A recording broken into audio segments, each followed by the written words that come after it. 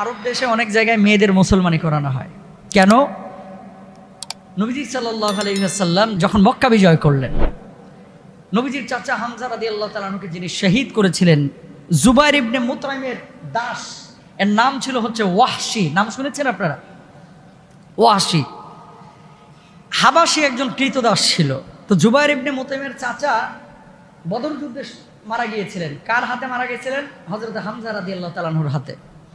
তো জুবাইর ইবনে মুতঈমের চাচা হত্যার প্রতিশোধ নেওয়ার আগে থেকেই চিন্তা ছিল। তখন তারা ইসলামে আসে নাই।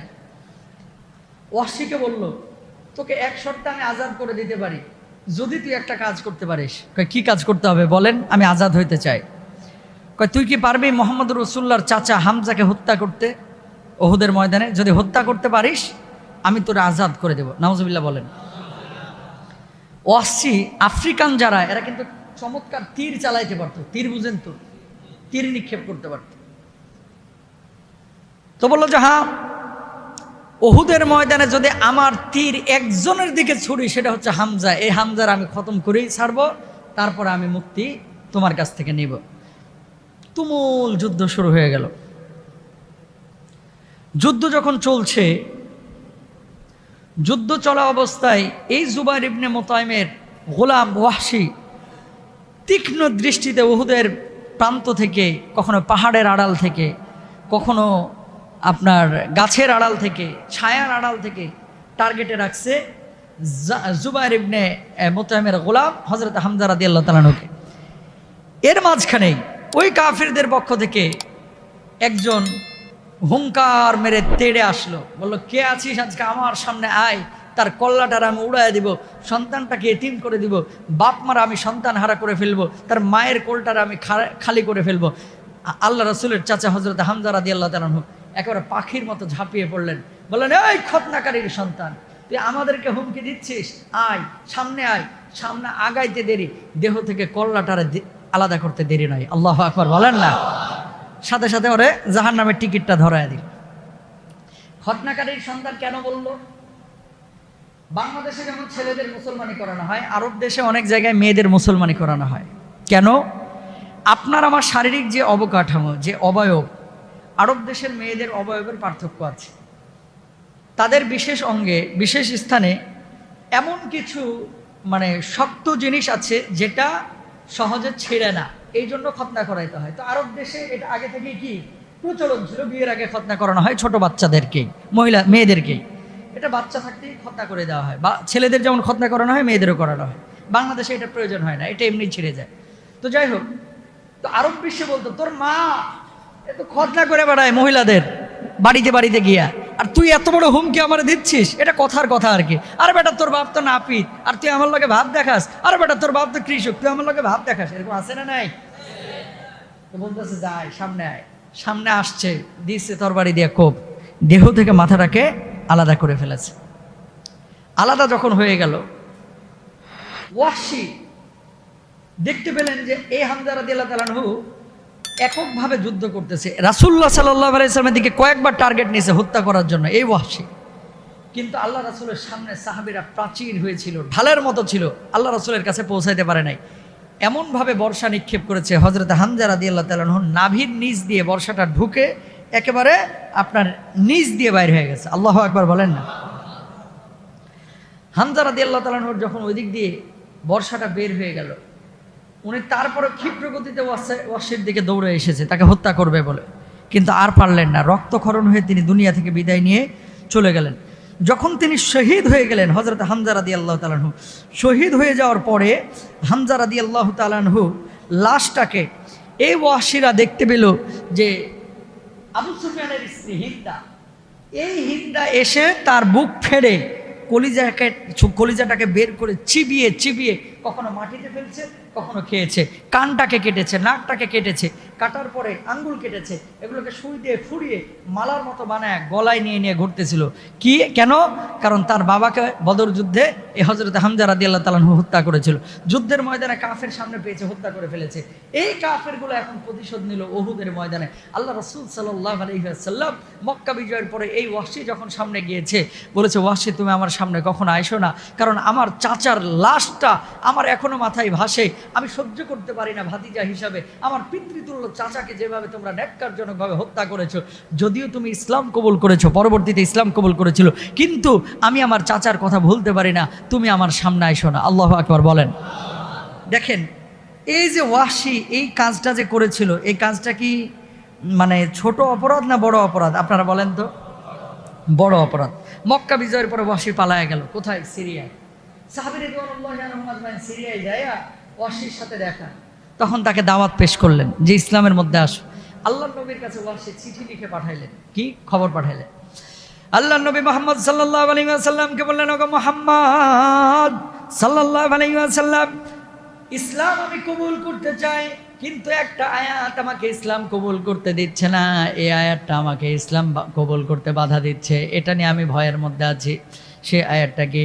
ওয়াল্লাযীনা লা ইয়াদউনা মা'আল্লাহি ইলাহান আখার ওয়া লা ইয়াকতুলুনা আন-নাফসাল্লাতী হারামাল্লাহু ইল্লা বিল হক ওয়া লা يزنون ومن يفعل ذلك يلقى أثاما।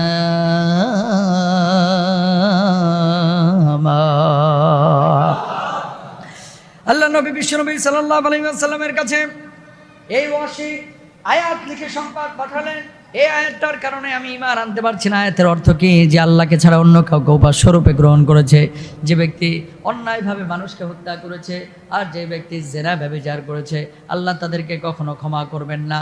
ওগো মুহাম্মদ সাল্লাল্লাহু আলাইহি ওয়াসাল্লাম, এই তিনটা পাপই আমি ওয়াহশী করেছি। আমি মানুষ হত্যা করেছি, আমি মূর্তি পূজা করেছি, আমি জেনা ব্যভিচার কন্টিনিউ করেছি। কিভাবে আল্লাহ আমারে ক্ষমা করবে? আল্লাহর নবী সাল্লাল্লাহু আলাইহি ওয়াসাল্লাম চিন্তিত হয়ে পড়লেন। সঙ্গে সঙ্গে জিবরিল আমিনের মাধ্যমে আল্লাহ তাআলা আয়াত নাজিল করে দিলেন, ইল্লা মান তাবা ওয়া আমানা ওয়া আমিলা সালিহা।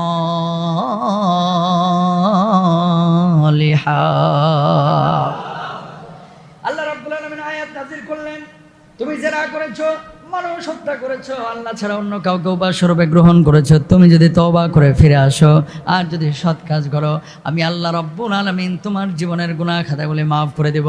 আল্লাহর নবী এই আয়াতটা লিখে ওয়াহশীর কাছে আবার সিরিয়ায় সংবাদ পাঠালেন, এই তুমি তওবা করো, সৎ কাজ করো, ঈমান আনো, তাহলে আল্লাহ তোমারে মাফ করবেন। এবার ওয়াহশী জবাব লিখে পাঠালেন, ওগো মুহাম্মদ সাল্লাল্লাহু আলাইহি ওয়াসাল্লাম, এত সত্য আয়াত আল্লাহ নাজিল করলেন, তিনি আমারে মাফ করবেন, কিন্তু তার আমল করা লাগবে। আমল যে আমি করবো এর কি গ্যারান্টি আছে? এটা আমি করতে পারবো না, এটা আমার দ্বারা সম্ভব না। আবার আল্লাহর নবীর কাছে সংবাদ পৌঁছালো, আল্লাহর নবীর কাছে সংবাদ পৌঁছালো, ওগো মুহাম্মদ সাল্লাল্লাহু আলাইহি ওয়াসাল্লাম, আল্লাহ যে শর্ত দিয়েছেন এই শর্তটা আমি মানতে পারবো না। ওয়াহশীর জবাবে আল্লাহর নবী সাল্লাল্লাহু আলাইহি ওয়াসাল্লাম যখন এই কথা লিখলেন, আবার লিখলেন যে আয়াত শরীফে নেক আমল করার শর্ত আরোপ করা হয়েছে, কিন্তু আমার তো জানা নাই আমি আমল করতে পারবো কিনা। যখন সংবাদ নবীজির কাছে পৌঁছাইলো জিবরিল আমিনের মাধ্যমে, আল্লাহ রাব্বুল আলামিন আবার আরেকটা আয়াত নাজিল করলেন। সুবহানাল্লাহ বলেন। জিবরিল আমিন আসলেন, আসার পর বলেন কোন প্রেক্ষিতে? ইল্লা মান তাবা ওয়া আমানা ওয়া আমিলা সালিহা, যে তওবা করবে এবং সৎ কাজ করবে আল্লাহ তাআলা ক্ষমা করে দিবেন। এবার ওয়াহশী নবীজিকে লিখে পাঠাচ্ছেন, এটাও তো একটা শর্ত, আমি যে সৎ কাজ করতে পারবো এর কি গ্যারান্টি আছে? সুতরাং আমি ঈমান আনতে পারবো না। জিবরিল আমিনকে আল্লাহ বললেন, যা একটা আয়াত নিয়ে চলে যা, আমার হাবিবকে যা বল যে আমি আল্লাহ তাআলা এই আয়াতটা নাজিল করেছি। বলুন সুবহানাল্লাহ। আয়াতটা কি? ইন্নাল্লাহা লা ইয়াগফিরু আন ইউশরাকা বিহি ওয়া ইয়াগফিরু মা দুনা যালিকা লিমান ইয়াশা।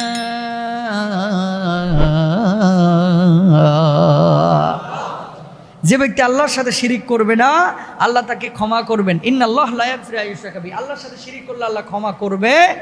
ওয়া ইয়াগফিরু মা দুনা যালিকা লিমান ইয়াশা, তবে যাকে ইচ্ছা আল্লাহ ক্ষমা করে দিতেও পারেন। এবার ওয়াহশীর কাছে যখন এই আয়াত পাঠানো হলো, ওয়াহশী বলতেছে ওয়া ইয়াগফিরু মা দুনা যালিকা লিমান ইয়াশা, এটা আবার আল্লাহ লিখলো কেন?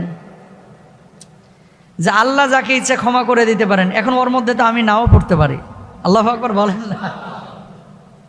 নবীজির কাছে লিখে পাঠাইলেন ওয়াগফিরু মা দুনা যালিকা লিমান ইয়াশা। এই শর্ত আবার আল্লাহ দিলেন কেন? আল্লাহ রাব্বুল আলামিন জিবরিল আমিনকে বললেন, জিবরিল আমিন দেরি করিস না, দেরি করিস না, যা যা যা আমার হাবিবের কাছে আয়াত নিয়ে যা। এবার আল্লাহ জবাব দিয়ে আরেকটা আয়াত নাজিল করলেন, কুল ইয়া ইবাদিয়াল্লাযীনা আসরাফু আলা আনফুসিহিম লা তাকনাতু মির রাহমাতিল্লাহ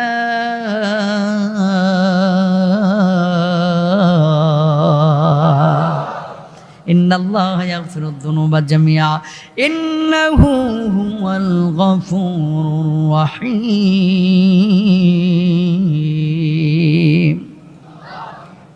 লা তাকনাতু মির রাহমাতিল্লাহ। ও গোলাম, নিজের নফসের উপরে যারা জুলুম করেছো, পাপ করেছো, মানুষ হত্যা করেছো, জেনা করেছো, ব্যভিচার করেছো, একবার দুইবার কেন শতবার তুমি জেনা করেছো, আবার ফিরে এসেছো, আল্লাহর কাছে মাপ চেয়েছো, তওবা করেছো, সৎ কাজ করেছো, ফাউলাইকা ইউবাদদিলুল্লাহু লাহুম সাইয়্যাতিহিম হাসানাত। যদি তওবার মতো তওবা করতে পারো, আমি আল্লাহ রাব্বুল আলামিন তোমার সব গুনাহগুলোকে সওয়াবে রূপান্তরিত করে দিব।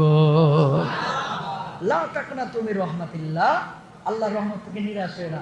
আল্লাহ নবী এই আয়াত লিখে আবার সিরিয়ায় ওয়াসির কাছে পাঠাইলেন। ওয়াসি বলতেছে, এই তো জায়গা মতো আয়াতটা পাইছি।